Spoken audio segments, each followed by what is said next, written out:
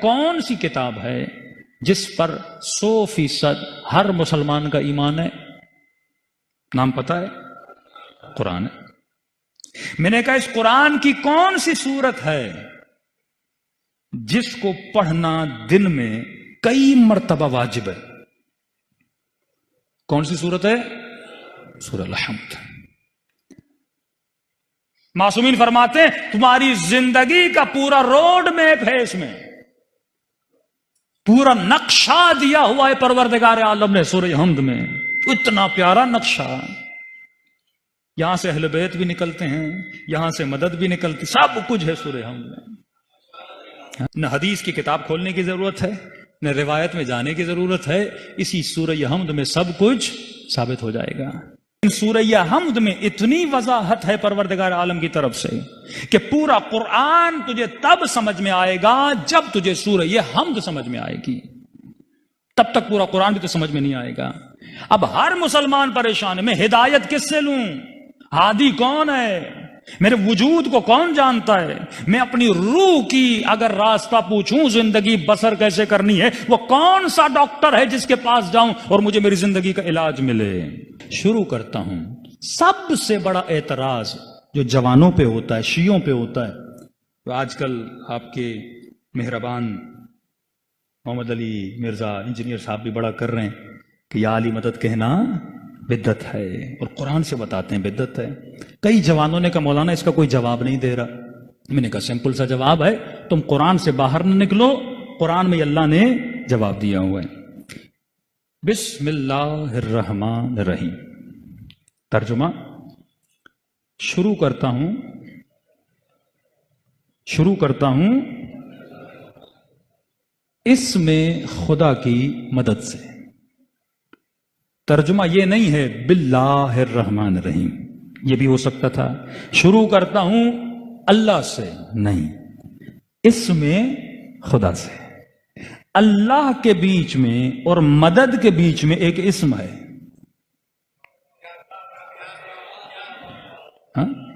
جو یہ کہتے ہیں نا ڈائریکٹ اللہ سے مدد مانگنی چاہیے، آگے خدا خود جواب دے گا۔ اللہ کے بیچ میں اور مدد کے بیچ میں، با مدد کے لیے استعمال ہوتا ہے، با استعانت بولتے ہیں، با اور اللہ کے بیچ میں اسم ہے۔ شروع کرتا ہوں اس میں خدا کی مدد سے، اور میرے چھٹے ماں فرماتے ہیں نحن اسماء اللہ، ہم بھی اسماء خدا ہیں۔ نسبت کس کی طرف ہے؟ اللہ کی طرف ہے۔ چلیے کون اللہ؟ مجھے کیا پتا، اللہ تو ہی بتا، میں تو تجھے جانتا ہی نہیں، میں تو پیدا ہوا ایسے سمجھے چوزا انڈے سے نکلا، انڈے سے اس کو کیا پتا مرغی کیا ہوتی ہے، میں بھی دنیا میں آیا، مجھے کیا پتا کون اللہ؟ کہتے گھبرا نہیں، میں خود بتاتا ہوں۔ الرحمن الرحیم، میری دو صفات ہیں، ایک صفت ہے کہ میں رحمان ہوں، ایک صفت ہے کہ میں رحیم ہوں۔ رحمان اور رحیم میں فرق کیا؟ حالانکہ دونوں رحمت سے نکلے ہیں، کہ ایک میں رحمان ہوں مطلب رحیم ہوں، مطلب ایک میری رحمت عام ہے، جرنل ہے، سب کے لیے، حیوان چرند پرند جتنی بھی کائنات ہے سب پہ میری رحمت ہے۔ مطلب جب بادل برستے ہیں، میں بادلوں کو یہ نہیں کہتا کہ علی والے کے گھر میں برسنا، دشمن علی کے گھر میں نہ برسنا، رحمت عام ہے، جب یہ آئیں گے سب کے اوپر برسیں گے۔ دوسرا میری رحمت خاص ہے، میں ہر کسی کو نبی نہیں بناتا، میں ہر کسی کو علی نہیں بناتا، میں ہر کسی کو سیدۃ النساء العالمین نہیں بناتا، میں ہر کسی کو باب مدینۃ العلم نہیں بناتا، میں ہر کسی کو سیدہ شباب اہل جنت نہیں بناتا، میں ہر کسی کو حسین کی مجلس میں نہیں بلاتا، میں ہر کسی کے دل میں علی اور آل علی کی محبت کو نہیں ڈالتا۔ یہ رحمت کیا ہے؟ خاص ہے۔ اچھا خدایا تو عام رحمت بھی کرتا ہے، خاص رحمت بھی کرتا ہے، میں کیا کروں؟ کہ بولو الحمد للہ رب العالمین، شکر ہے خدا کا، کیونکہ وہ تیرا رب ہے۔ شکر کی بھی وجہ ہونی چاہیے۔ آپ مجھے پانی کا گلاس دیں گے، بولوں گا تھینک یو۔ آپ مجھے کھانا دیں گے، بولوں گا آپ کا شکریہ، آپ نے کھانا کھلایا۔ آپ مجھے کسی جگہ تک چھوڑیں گے، کہوں گا شکریہ۔ آپ نے کچھ میرے لیے کیا، آپ نے، اے خدا تو نے میرے لیے کیا کیا؟ کہ میرا شکر کرو، کیوں؟ کیونکہ میں تیرا رب ہوں، اگر میں تدبیر نہ کرتا دنیا نہ بنتی، میں مدبر الامور ہوں، میں مینیجر ہوں، مینیج کرتا ہوں پوری کائنات کو، میں نے تجھے بنایا، میں نے تجھے خلق کیا، اور کیوں خلق کیا؟ میں نے تدبیر کر کے تجھے بنایا ہے۔ تو اپنے وجود کو دیکھے گا، ایک بہت بڑی سائنس ہے تیرے وجود میں، دنیا کی کوئی چیز کسی شے سے جدا نہیں ہے، میں نے تمہارے وجود کو تدبیر کیا۔ تدبیر کیوں کیا؟ رب العالمین مطلب پورے جہاں کی تدبیر کرنے والا میں ہوں۔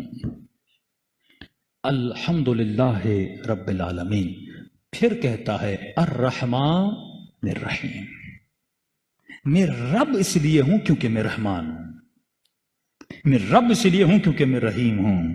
کبھی سوچا؟ میرے مولا فرماتے ہیں 9 مہینہ یہ ماں بچے کو پیٹ میں رکھتی ہے، پیدا ہوتا ہے ماں کو تکلیف دیتا ہے، 9 مہینہ پیٹ میں ہوتا ہے تکلیف دیتا ہے، پیدا ہوتے ہی ماں کا خون چوستا ہے، دودھ وہ خون ہے جو دودھ میں بدلا ہے، یہ صرف لے رہا ہے، دے کچھ نہیں رہا، بچہ ماں سے صرف لے رہا ہے، اسے دے کچھ نہیں رہا، کہ پھر بھی ماں اس سے محبت کرتی ہے،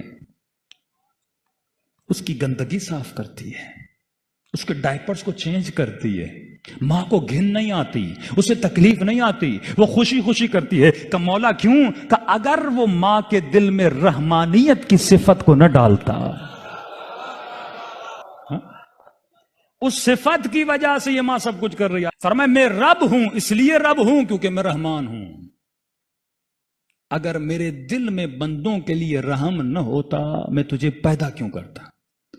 اکثر لوگ سوال کرتے ہیں نا اللہ نے مجھے پیدا کیوں کیا، تو علماء سوال کرتے ہیں نہ ہونا اچھا ہے یا ہونا اچھا ہے؟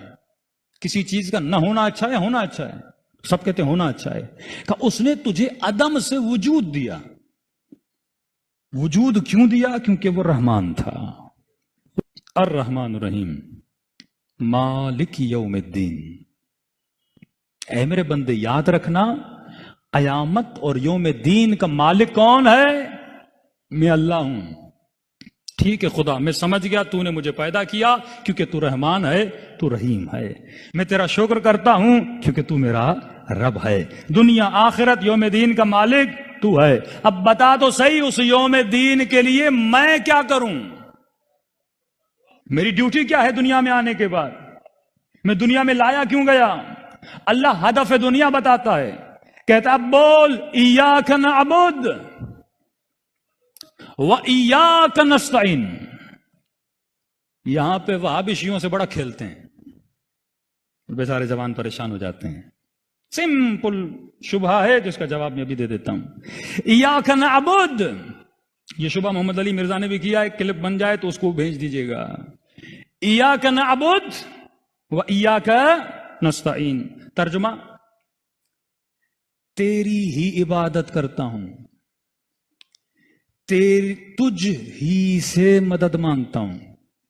مفتی کہتے ہیں یہ بھی تو ہو سکتا تھا نا نعبد ایاک نستعین ایاک، لیکن کہا نہیں، پہلے کہا ایاک نعبد، حصر کیا، مطلب تیری ہی عبادت کرتا ہوں، مطلب کسی اور کی نہیں کرتا، تجھ ہی سے مدد مانگتا ہوں۔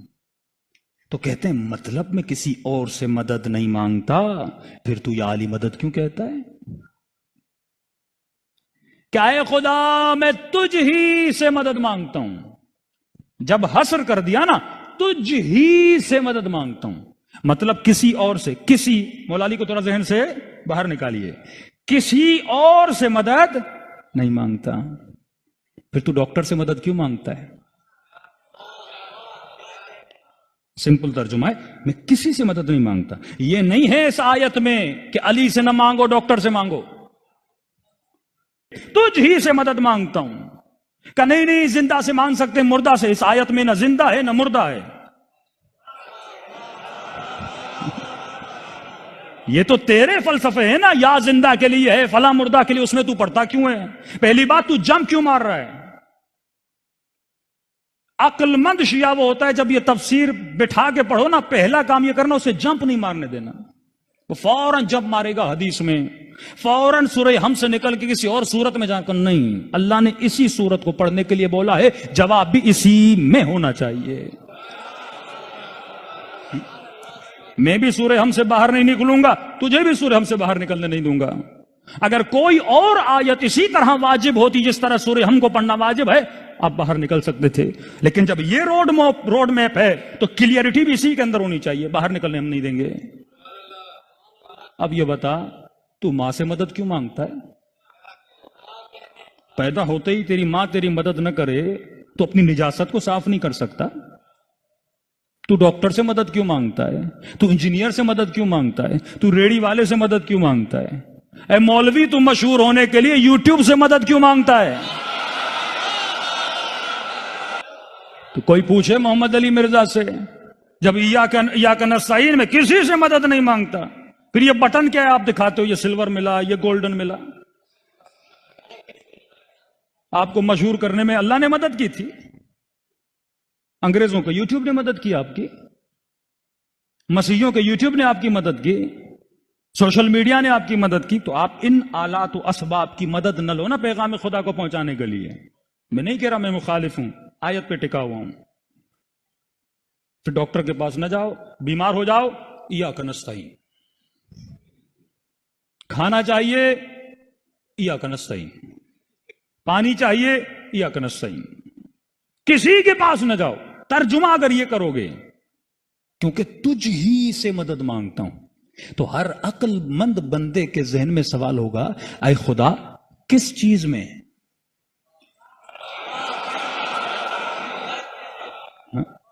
کس چیز میں؟ یہ تو ممکن نہیں ہے کہ میں ہر شے میں تجھ سے مدد مانگوں۔ اب ظاہر کپڑے میں خود پہنوں گا، سفر پہ جانا ہے گاڑی کی مدد لوں گا، ہاں کھانا کھانا ہے روٹی کی مدد لوں گا، پیٹ بھرنے کے لیے کچھ بھی کر، کبھی آواز پہنچانے کے لیے لاؤڈ کی مدد لوں گا۔ کس چیز میں تجھ ہی سے مدد مانگتا ہوں؟ اللہ کی آواز آئے گی، عقل نہیں ہے؟ پہلا جملہ نہیں پڑھا تم نے؟ ایاک نعبد، تیری ہی عبادت کرتا ہوں۔ واہ، یہ ایاک نعبد ایاک نستعین کے بیچ میں کیا ہے؟ واو ہے، واو عاطفہ، جو اگلے جملے کو پچھلے جملے کے ساتھ ملاتا ہے۔ اے خدا تیری ہی عبادت کرتا ہوں اور تیری عبادت میں تجھ ہی سے مدد مانگتا ہوں۔ تیری ہی عبادت میں کسی بت سے مدد نہیں مانگتا، کیونکہ اگر بندہ کوئی بنا سکتا ہے تو بنا سکتا ہے۔ ہاں اللہ نہ چاہے تو ہم اس کے بندے بن سکتے ہیں کیا؟ توحید خالص، اور شیعوں سے بڑی توحید اور گاڑی توحید کسی مکتب کے پاس نہیں ہے۔ آپ کے پاس نہ وہ دعائیں ہیں نہ وہ مطالب ہیں، آ جاؤ مکتب اہل بیت میں، ہمارا تو وہ خدا ہے ہی نہیں جو جہنم میں پاؤں ڈال دے۔ اچھا خدا تجھ ہی سے مدد مانگ رہا ہوں، تیری عبادت میں بتا کیا کروں؟ کہا بولو اہدنا الصراط المستقیم، ہدایت کی دعا مانگ مجھ سے۔ کس کے لیے؟ صراط مستقیم پر۔ اے خدا یہ صراط مستقیم کیا ہے؟ پہچان کیا ہے؟ جانوں کیسے؟ پہچانوں کیسے؟ اگر کوئی کسی کو ایڈریس بھی بتاتا ہے نا کہ فلاں کونے پہ چلے جانا، ایک دکان ہوگی، بھئی فلاں بورڈ لگا ہوگا، تب جا کے آپ کو پہچان لگتی ہے۔ تو نشانیاں بتائی جاتی ہے نا، جس طرح انبیاء کی نشانیاں بتاتا ہے، اولیاء کی نشانیاں بتاتا ہے، رسول خدا کی نشانیاں بتاتا ہے۔ تو اے خدا یہ اس راستے کی نشانیاں کیا ہیں؟ میں اس راستے پہ چلوں تو کیسے چلوں؟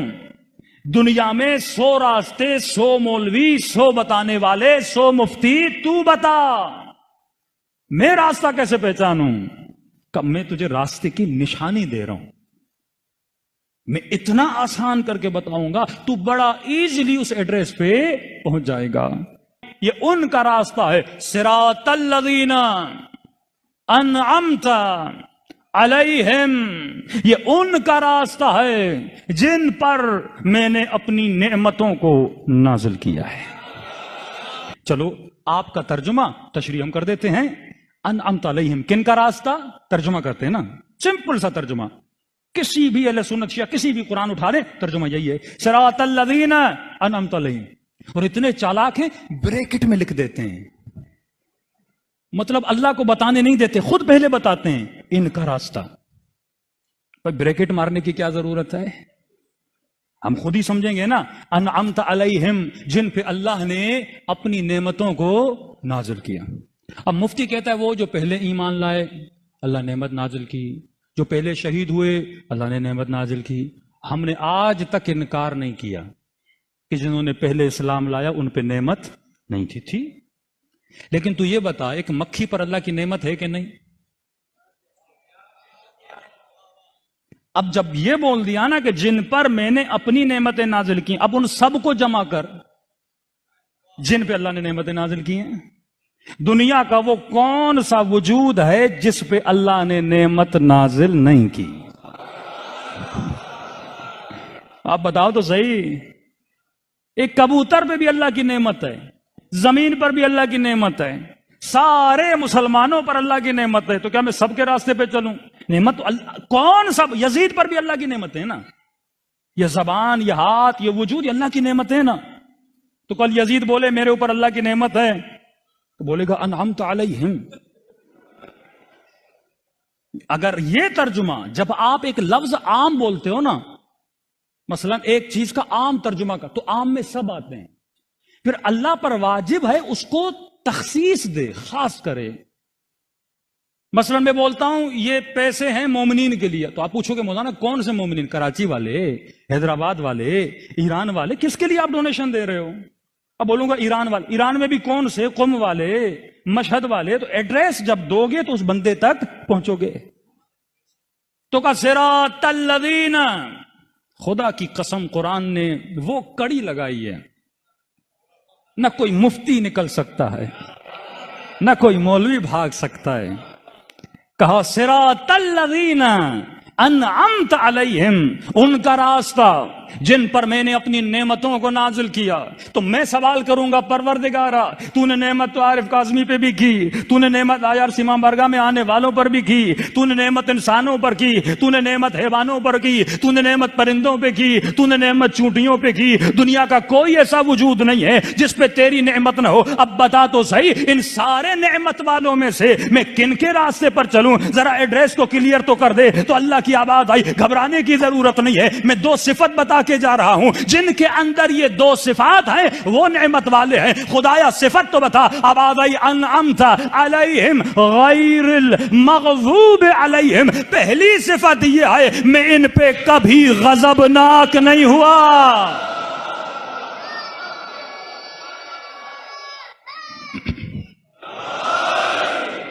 میں ان پہ کبھی غضبناک نہیں ہوا، غیر المغضوب علیہم۔ اب جو جنگ احد میں بھاگے کہتے نہیں اللہ نے معاف کر دیا، ہم نے کب کہا نہیں کیا؟ سورہ حدید ہے، اللہ نے معاف کر دیا، لیکن جب بھاگے تھے اللہ غضبناک ہوا تھا کہ نہیں؟ مطلب جس نے زندگی میں ایک دن بھی ایسا گزارا ہو جس میں مخالفت خدا ہو، اس ایک دن میں اللہ غضبناک تھا کہ نہیں تھا؟ اب کوئی ایسا ڈھونڈو جو زندگی میں کبھی غضبناک نہ رہا ہو، پھر بھی اللہ نے کہا شاید مفتی کے لیے گنجائش رہ جائے، بول دے میں نے معاف کر دیا، اللہ نے معاف کر دیا، یہ کر دیا۔ کہ دو صفت بتا رہا ہوں، پہلی صفت یہ ہے غیر المغضوب علیہم، یہ وہ ہیں جن پہ میں کبھی غضبناک نہیں ہوا، اور یہ وہ ہیں ولا الضالین، اور وہ بھی کبھی گمراہ نہیں رہے۔ جو 40 سال بت پرستی کرتے رہے وہ انعمت علیہم نہیں ہو سکتے۔